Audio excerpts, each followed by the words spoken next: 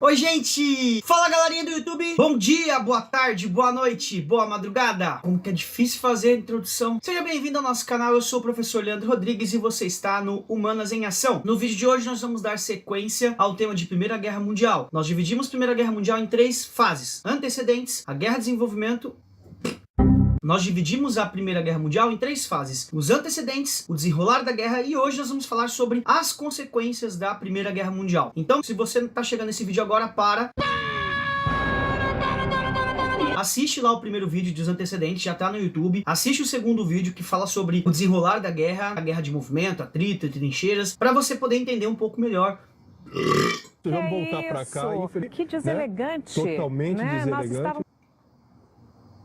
É a cerveja.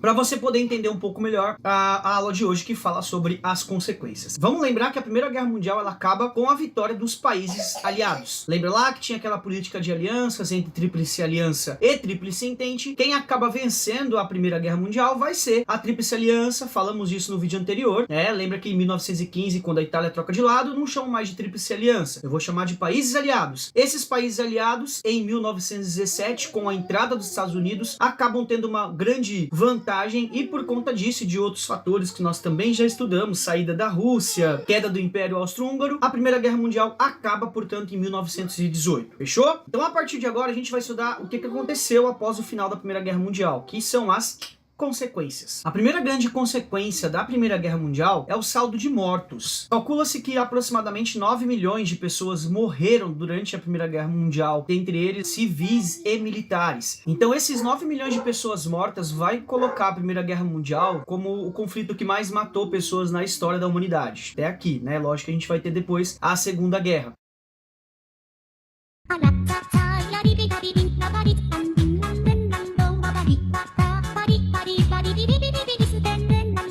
Então, além desses 9 milhões de mortos entre civis e militares, a Primeira Guerra Mundial também trouxe como saldo um número assustador de mais ou menos 30 milhões de pessoas feridas, também entre civis e militares. Esse número abusivo, elevado de mortos, ele é derivado da Revolução Industrial. A Primeira Guerra Mundial foi uma guerra industrializada, com uma quantidade de mortos em escala industrializada, por causa das tecnologias aí que foram desenvolvidas para matar, das tecnologias bélicas. Então, 9 milhões de pessoas mortas, mais de 30 milhões de pessoas feridas. Isso mostra que a Primeira Guerra Mundial ela trouxe um desenvolvimento, isso também é uma consequência da Primeira Guerra Mundial, um desenvolvimento bélico, um desenvolvimento de tecnologias bélicas, coisa que o mundo inteiro não tinha visto, que foi utilizado para matar. Então, um desenvolvimento bélico em larga escala, um desenvolvimento tecnológico bélico, industrializado, inovações que foram trazidas também como consequência da Primeira Guerra Mundial. Outra consequência é que quando a guerra acaba, o Império Austro-Húngaro, que era um império extremamente poderoso,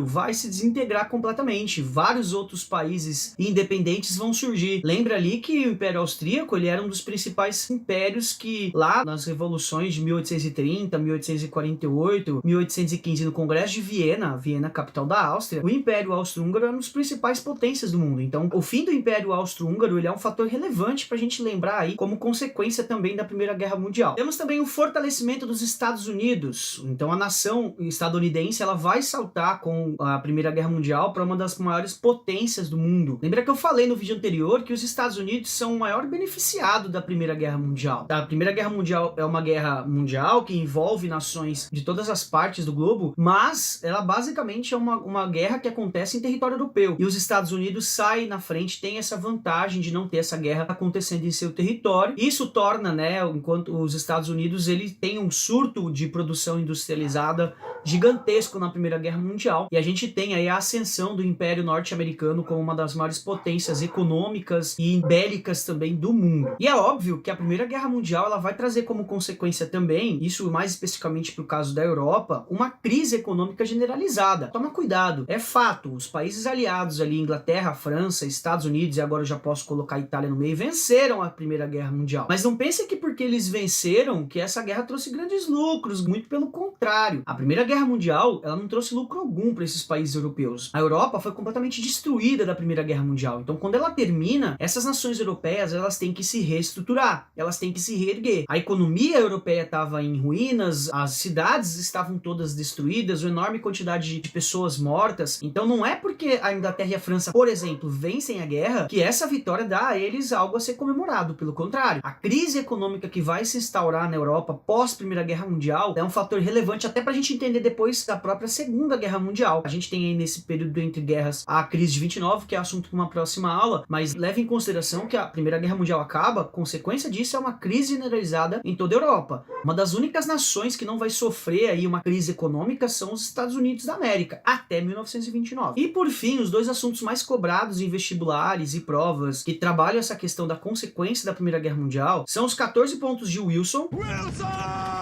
e também o Tratado de Versalhes, que vai ser o grande motivo da Segunda Guerra Mundial. O que foram os 14 pontos de Wilson?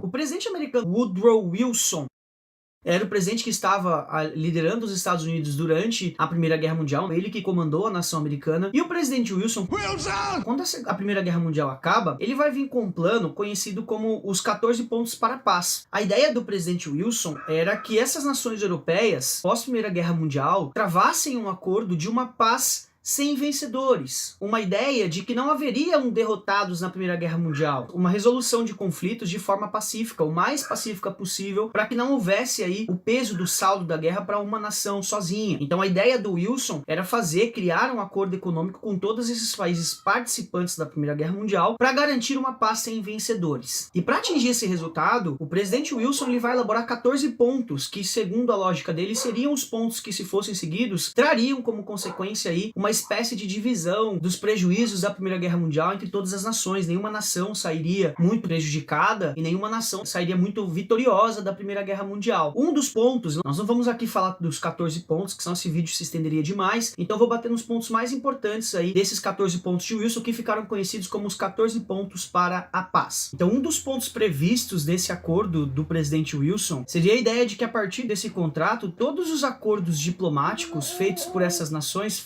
se tornassem acordos diplomáticos transparentes, que se baseassem, pautassem no princípio da transparência, justamente para não haver ali um medo de uma retaliação e etc. Uma das previsões também desse acordo era a redução do aparato bélico. Então o presidente Wilson previa nesse acordo que os países europeus adotassem uma política de redução do seu aparato militar bélico, que ficasse algo restrito ali mesmo à segurança nacional, uma previsibilidade de redução do aparato bélico, para evitar qualquer tipo de conflito futuro entre esses países europeus. O presidente Wilson também previa, neste acordo, a desocupação daquelas terras que tinham sido vitimadas durante a Primeira Guerra Mundial, nações que tinham sido invadidas, dominadas por outras nações europeias e tivessem perdido seu território. Por exemplo, se uma nação europeia tinha sido vitimizada e tinha sido ocupada durante a Primeira Guerra por um outro país europeu, o acordo do Wilson previa a desocupação dessas terras. Então, uma reestruturação geográfica pós-Primeira Guerra Mundial também era uma previsão desses 14 pontos. E por fim, dentre esses 14 pontos de Wilson, aquele que era o mais importante foi, sem sombra de dúvidas, a previsibilidade da criação de um comitê de nações que realizassem acordos diplomáticos internacionais. Então, por exemplo, a ideia de criar países, nações europeias, criar um comitê composto por essas nações para evitar uma outra guerra mundial, uma outra guerra com essas proporções. A ideia é criar uma relação transparente entre essas nações que pudesse, de maneira pacífica, resolver os conflitos que porventura pudessem acontecer. Essa previsão vai se dar para o Wilson. Difícil.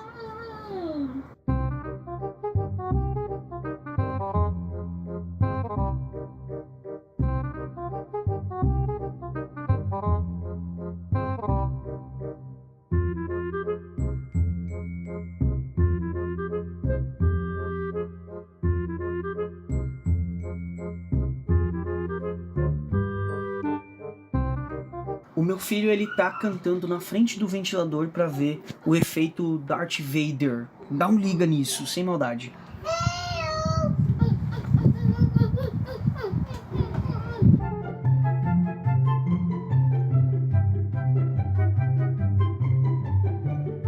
A previsão de uma Liga das Nações.